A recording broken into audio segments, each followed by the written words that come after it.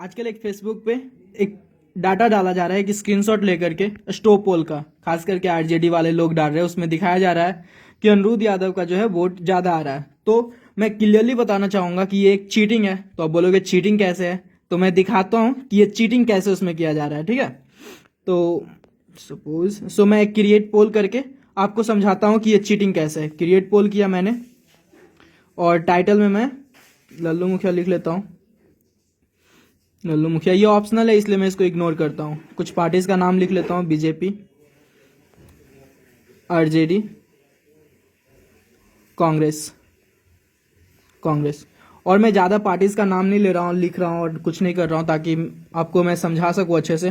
Create पोल किया और ये मेरा बन के तैयार हो गया। ठीक है, अब मैं बीजेपी को यहाँ पे वोट देता हूँ। वोट किया, अब देखिए बीजेपी को एक वोट लिखा गया। ठीक है, अब मैं फिर से वोट करने की कोशिश करता हूं।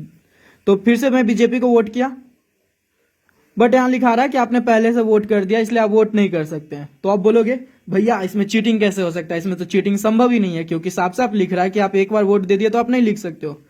तो क्या पता, चलो मैं देखता हूं आरजेडी में हो जाए। बीजेपी को वोट किया तो आरजेडी में शायद हो जाता होगा। चलो वोट करके देखते हैं। इसमें भी वही लिख रहा है, सेम लिख रहा है कि आप वोट नहीं दे सकते हो, क्योंकि पहले से लिख सकता है। तो अब चीटिंग कैसे हुआ मैं ये बताता हूं आपको। तो आप क्या करो, ये लिंक को कॉपी कर लो। ठीक है, अब आप डाटा ऑफ कर दो और फिर फ्लाइट मोड ऑन कर दो। फ्लाइट मोड ऑन कर दो, आप फ्लाइट मोड ऑन कर दिया और इसको हटा दो। ठीक है, अब थोड़ी देर के बाद फ्लाइट मोड को ऑफ कर दो और डाटा ऑन कर लो। ठीक है,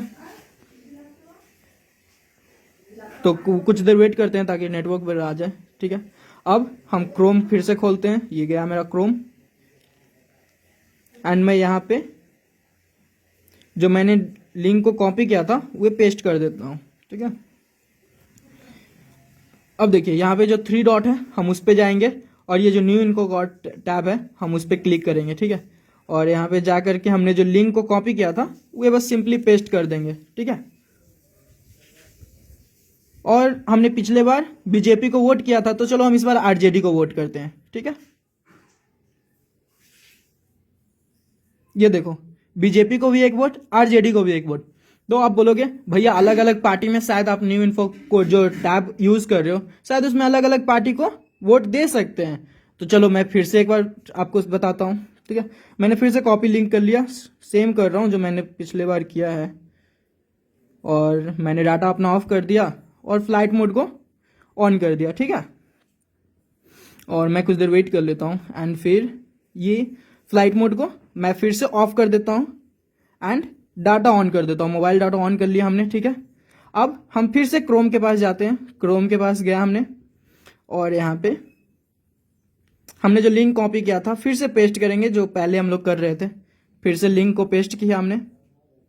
अब देखो फिर 3 डॉट पे गए, इस पे क्लिक किए एंड फिर से अगेन हम यहाँ पे अपना जो लिंक था वो पेस्ट कर देते हैं। ठीक है, अब देखो इस बार हम एक बार बीजेपी को वोट कर दिया, एक बार हमने आरजेडी को वोट कर दिया। देख रहे हो मैंने किसी को शेयर नहीं किया अभी तक, क्योंकि मैं सब चीज आपके सामने ही कर रहा हूं। देखो 3 मिनट अगो किसी को शेयर वगैरह कुछ नहीं किया हूं। इस बार चलो मैं बीजेपी को वोट देता हूं। ठीक है, बीजेपी को वोट किया,